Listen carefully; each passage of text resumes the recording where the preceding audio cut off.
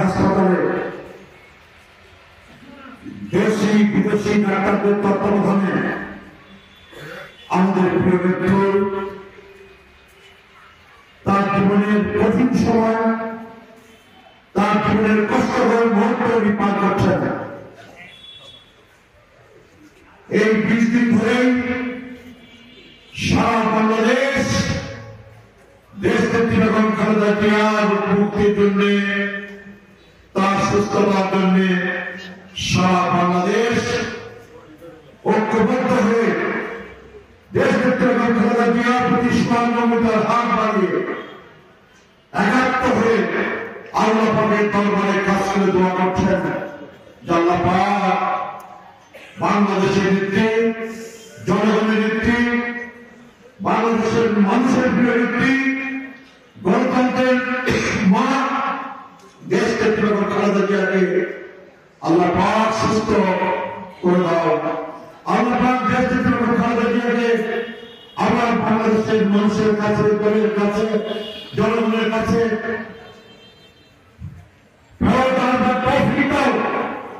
আল্লাহ পাক দেশনেত্রী বেগম খালেদা জিয়াকে আবার বাংলাদেশের মানুষের খেদমত করবার, রাষ্ট্র পরিচালনা করবার, সরকার পরিচালনা করবার সুযোগ করে দাও।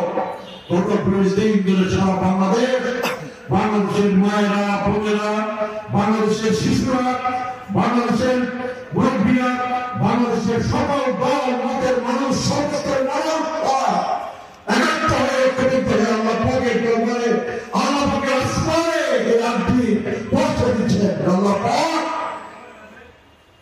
দেশনেত্রী বেগম খালেদা জিয়াকে ফেরত দাও। আল্লাহ পাক দেশনেত্রী বেগম খালেদা জিয়াকে আবার গুলশানের ভঙ্গ করে ফিরে আসবার তৌফিক দাও।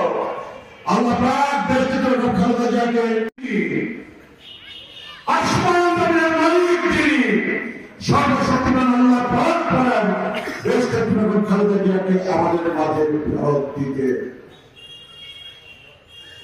আমাদের নেত্রী সারা জীবন দেশের জন্য, জনগণের জন্য, গণতন্ত্রের জন্য, সরকার পরিচালনায়, রাষ্ট্রের জন্য সারা জীবন উনি অর্থ নিয়ে ত্যাগ করেছেন। মাত্র 35 বছর বয়সে দেশনেত্রী বেগম খালেদা জিয়া শহীদ প্রেসিডেন্ট জিয়াউর রহমান হয়েছেন। দেশনেত্রী